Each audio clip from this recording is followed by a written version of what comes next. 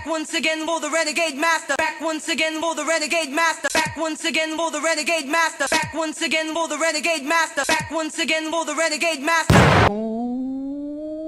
Hello my renegades and welcome back, and we are back at the Squid Game challenge.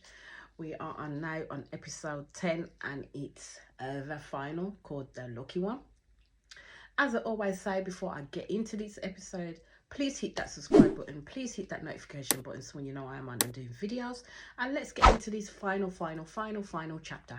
Yes, I know it's been ages since it's been out, because it's been about a week now that it's been out, but I've caught up now. I couldn't leave you with just half the episodes done on YouTube. I had to continue to the end, so you've at least got to give me props for that one. All right, okay, so it's better late than never at the end of the day. That's how I'm seeing it. It's better late than never. So we know Phil, Mai and Sam have got through to the final. They're all like very hella paranoid, especially between Mai and Sam. Them two are paranoid against each other because they don't know what to expect. But as Mai said, it's like a pack of wolves trying to get to a piece of meat, and it is now. This is it now. This is it. This is your chance to get there and win this money and become a fuller millionaire. You know what I'm saying? That type of money will change lives at the end of the day. If you know what to do with it correctly, invest, do what you need to do. That type of money will change lives. Will change mine anyway. Let's just put it that way. So it goes through each of their wins, so you get to see them come through the ranks and how they ended up winning. And basically you see the people in pink. As I said, this is going to be a quick one because it wasn't that long in that sense. So you see the people in pink come in with I think it's with boxes. You see the people in pink coming with these boxes covered in pink ribbons, so you know they want them to change into something, so something is afoot. And as soon as they walk in, everybody's just like, oh my god. But it sets them off when the buzzer buzzes at the end of the day. So everybody's, the three of them are just like, oh my god, here it goes, what's going to happen next? So they bring them in, they give them the clothing, tell them that they want them to change, and they do. So they give them all tuxedos with their names stitched on. So then they have to follow the people in pink and go through into this room where it's been set up beautifully, and they're all walking in like, Mai's like, oh my god, it's so beautiful, oh my god, it's lovely. They're all like, it's lovely. I says, yeah, it may be lovely to you now, but it ain't gonna be lovely to you in a bit. So enjoy your final moments when you can. That's all I can say. Enjoy your final enjoyable moments as you can, because you know the shit is gonna come and hit you upside your head in a minute. And it did. They had a lovely meal. You could see that when Phil was making jokes, especially when they were making jokes about winning and stuff like that, just to crack the ice and everything, Sam was a little bit, offish. Like I wouldn't necessarily say he was going along with the jokes, but I think he was one of those ones where, yeah, he may have said a joke, but he was being serious with it at the same time. Like, for example, when they were saying about the gameplay or something like that, and Sam goes, well, I didn't agree to any of that. And I'm like, my dude, Phil was joking. Like, he was absolutely joking to try and lower the level of tension in the room, because they kind of knew how each and everyone was feeling, because they were picking up on their cues. They were picking up on how their emotions were riding high at this moment in time, because yes, you're excited, you're in this little bit of the final, but you know something else is coming your way in order for you to get closer to that money, and they knew this. So they managed to have a lovely dinner with fucking steaks that looked like the size of their head. I would have been in seventh heaven if I had that size of steak, to be honest with you. So then what happens next is basically there were 3 buttons, and they said that it was a triangle, a circle and a square. And I said, one button will go grey and then you have no consequences at all. If you hit one button and it goes red, then you're eliminated straight away. But if you hit one button and it goes green, then you can pick who you want to go into the final the final with you, basically, because only 2 people would make it through to the final. The other person would be eliminated straight away. So it's kind of like they then had to choose, well, who's going to go up and press a button. And everyone was talking, and you could see Phil was like, yeah, nah, he's not with the shits at this moment in time. He really did not want to go up there. He was hella shitting himself, which the other 2 were as well, but not as much as Phil was. His anxiety was through the motherfucking roof.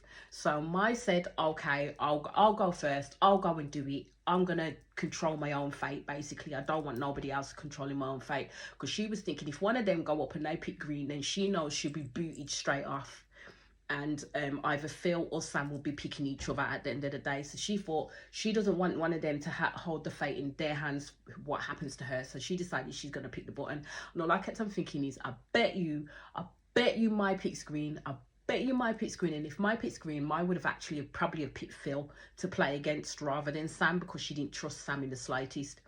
So she goes up there, she picks the triangle, hits it, it's boop, boop, boop, boop, boop, then goes grey. So she has no consequences, so she goes and sits down. So then the discussion starts between Phil and Sam. And I was like, well, one of you's already pick who's going up there, because you got Phil saying that Phil wasn't going to go up there. Phil was not going to go up there in the slightest. He just wasn't. And then you got literally Sam saying, well, I'll go, but are you, and then Phil going, are you sure? And he's like, no. And then saying, are you sure? Do you want me to go up, or do you really want to go up? And Phil was like, I really don't want to go up. So okay, so in the end, rather than carrying on with this reverse freaking psychology of them both, Sam decides, all right, I'm gonna suck it up, I'm gonna go press the next button. So I was thinking, okay, so if Sam goes up there, he's going to hit the green, because Mai as well was thinking, right, if he gets green, then she's just fucked herself out of position. And I was like, yeah, you have, but, you know, we have to just wait and see. And even I was clenching. I was like, please pick green. Please pick green. Please pick green. No, Sam ends up picking red, don't he? And I was like, oh, that's fucked it. But what got me was the fact that, you know, Phil and Mai was both saying sorry to him. He would not acknowledge them in the slightest, like, not acknowledge them in the slightest. And then he got hella upset at the back, saying, talking about how far he'd come, and then he fucked it all up in terms of taking this chance. And I'm like, well, throughout the game you take chances. Throughout this whole series, you take chances in terms of whether you're going to go for something or not, because it's going to be what suits you. Now, if you'd have picked the circle, then you would have had an opportunity, but it just wasn't your time at that time, was it? At the end of the day, I could understand his disappointment, but then I would kind of be hella pissed at Phil, because of the fact that he made bones about not going up there. So he didn't have to go up there and press no buttons in the end, because at the end of the day, the only button he could press was the circle, and it would Gavin the green. So we already knew that it was Mai and Phil in the final. So they go back to the room. So it's hella massive with just the 2 of them at the end of the day. So they go back into the room, and then they decide to let down the piggy bank and put it to the floor. So they go and they have a look at it and everything. So then they go to bed. And my thing is so they've gone to bed in their shirts and their trousers that they wore right to the meal. You get up the next morning, I don't see you take no wash, no brush your teeth, no nothing. Still in the outfits that they wore, still in the tuxedos, and then have to go and play the next game. I'm like, oh, you just couldn't give them a change of clothes just for the final. So no. So the next game literally was rock, paper, scissors. And I just thought, are you kidding me right now? This is what they need to win, rock, paper, motherfucking scissors. So I was like, okay, so what twist are you going to put on this? So basically what they did is they put a safe at one end and they put a box of keys at the other end.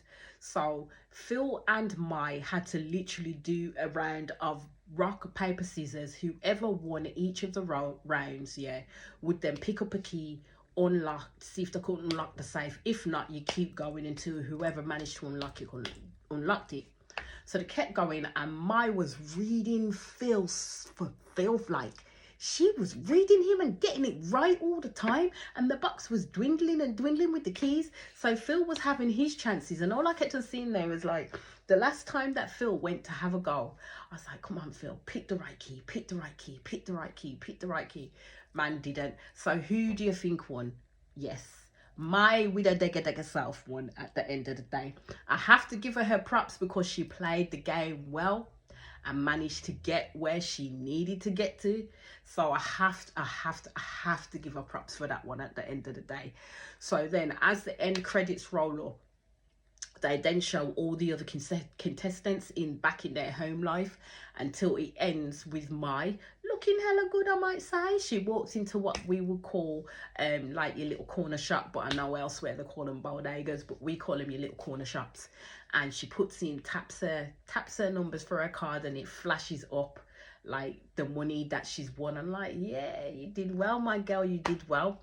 But as I said, at the end of this episode, it then puts up the email address for anybody willing to want to try and become a contestant in itself. Me, myself, I would try. If I could get all that whole time off work, then yes, I would try, and I would hope to get to the end. Okay, let's just put it that way. But I don't know if I'll ever be able to do that. Anyway, that's the end of all of it. All I would say is I will give it an 8 out of 10. Yeah, a definite 8 out of 10. The ending could have been a lot better for me, to be fair. Definitely could have been a lot better for me, to be fair. The ending could have, but hey ho, it's the first season. We'll see what happens in the next season that comes up, because no doubt there will be another one. As I say, my renegades, thank you for rocking with me thus far. Please hit that notification. Please hit that subscribe button. Please hit that notification button so when you know I'm on and doing videos. And I'll be back very, very soon, because I think the next series I may be looking at is either the Blue Eye Samurai, or I will be looking at the final season of The Crown and having discussions around that. Anywho, I shall be back very soon after I've made my decision. Peace out and love.